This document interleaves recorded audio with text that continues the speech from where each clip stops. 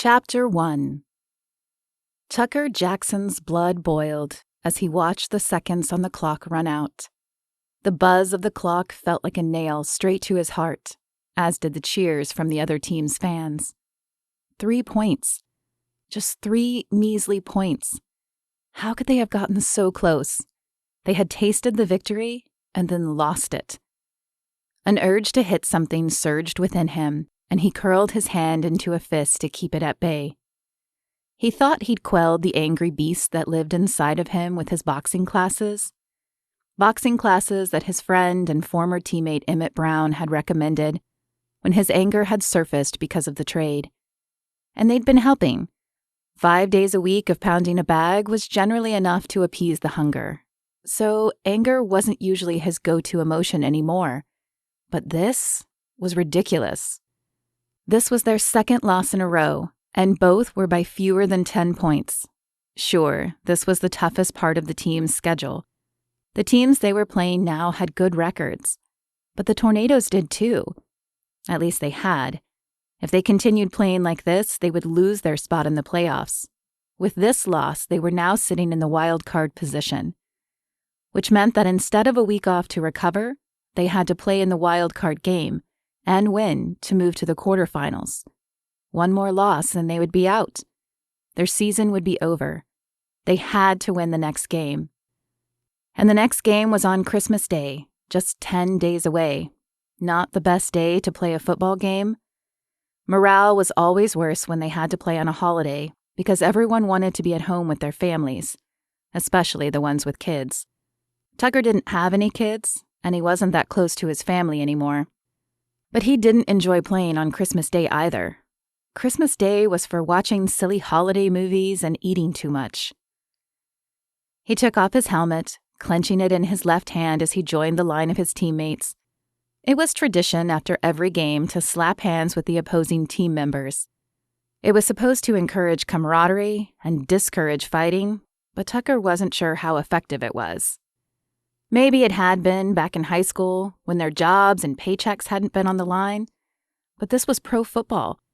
How much money the team paid you depended on individual playing time during the games and team performance throughout the season, so every play mattered.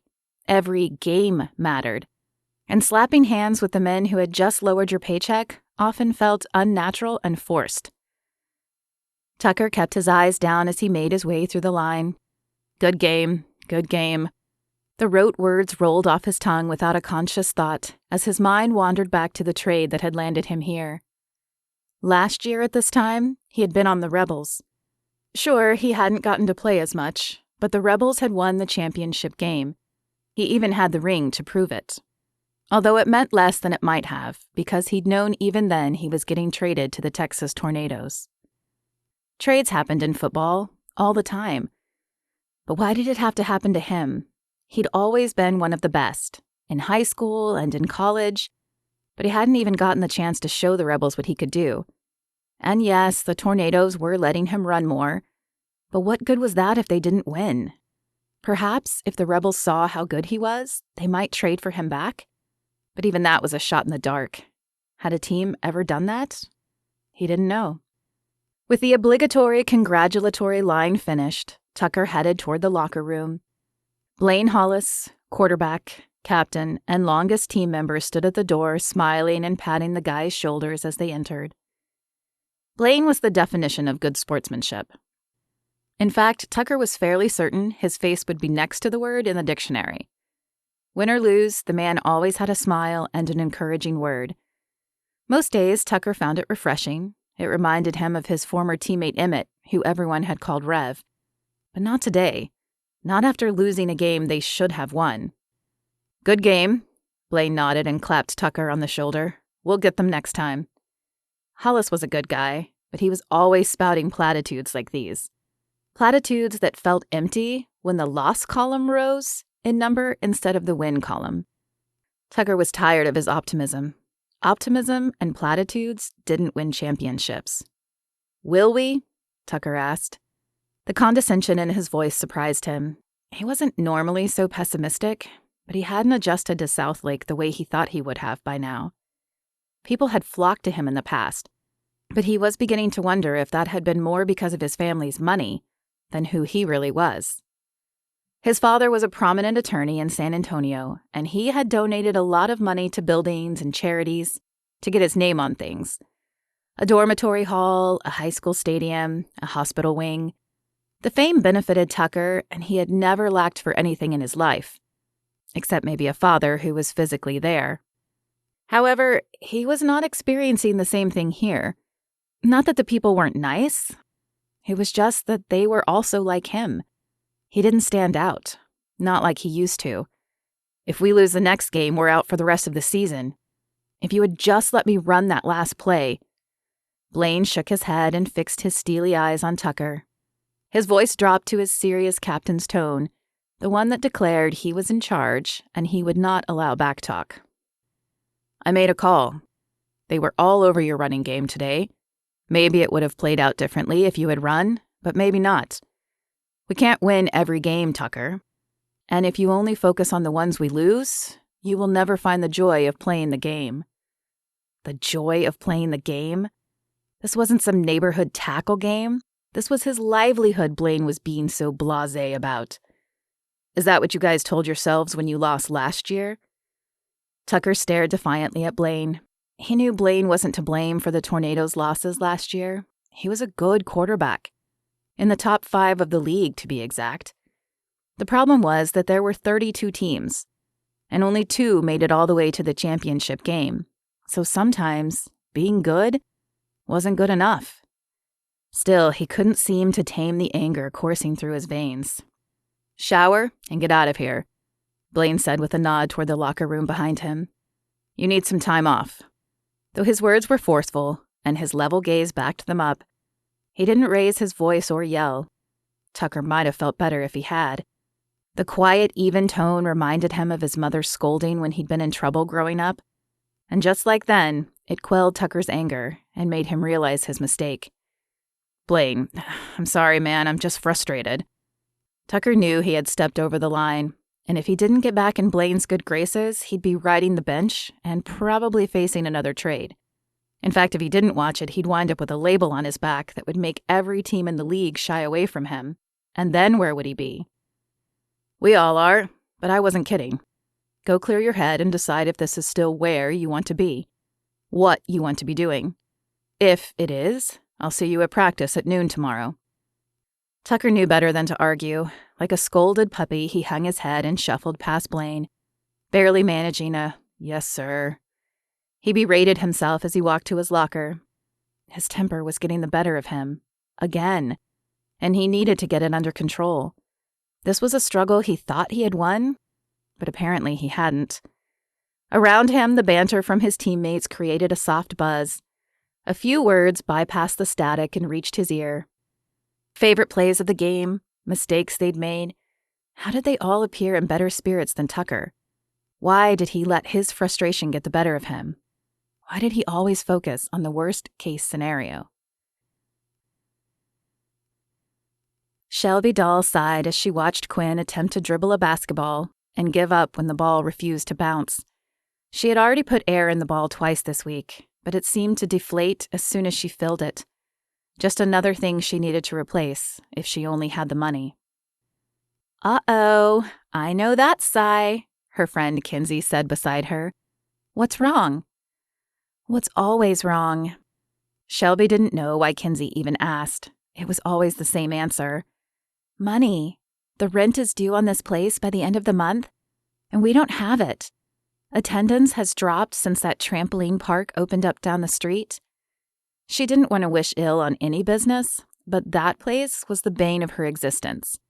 They'd come in a few months ago with flashy signs, a new sparkling building, and more money to spend on advertising and specials than she'd make in a year.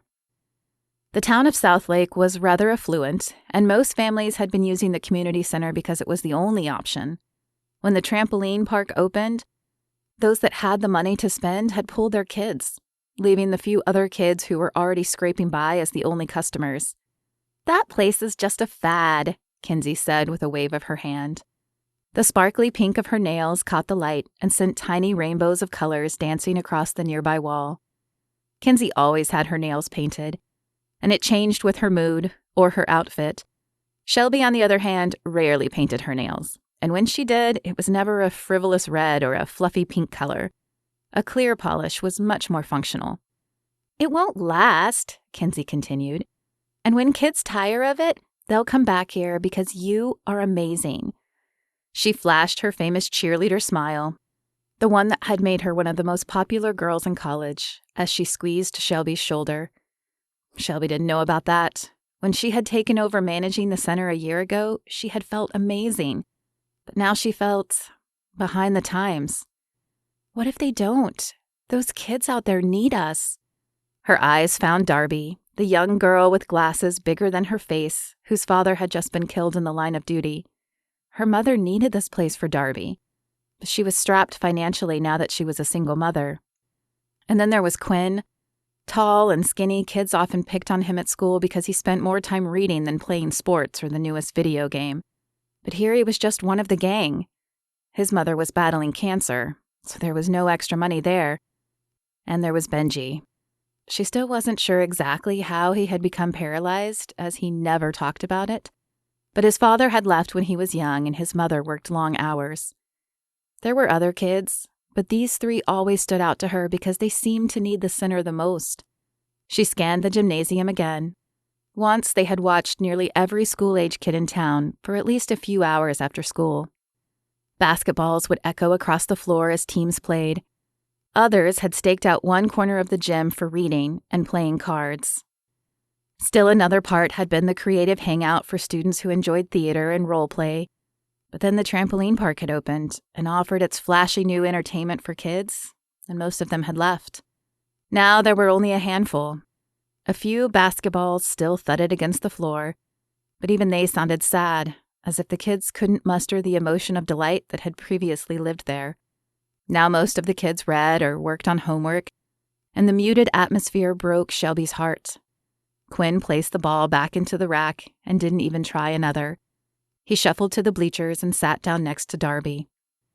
"What if they don't?" she asked again. "What if, come the new year, we can't pay the rent and we have to close the doors forever?" They had always run on a tight budget, but the drop in enrollment had quickly drained what little reserve they had kept. If anything unexpected happened that would need repairs, there wouldn't be any money to do so. Plus, Christmas was right around the corner, but there would be little cheer at the center this year. There was no money for decorations, no money for a party, and no money for gifts. Shelby pushed her wire-framed glasses up her freckled nose and sighed. Kinsey flashed a sympathetic smile as she wrapped an arm around Shelby's shoulders. "We'll just have to pray that doesn't happen." Prayer. Shelby knew how important that was. But while she would never stop praying, she couldn't stop the tiny voice that often whispered in her ear that she wasn't seeing her prayers answered yet. Was God even listening to her? Did he even care? Couldn't he send the money if he really wanted to? Drop a winning lottery ticket on the front doorstep or have a wealthy family leave a donation? "I think we may need more than just prayers for help," Shelby said with a final glance at the gym. "We might need to pray for a miracle."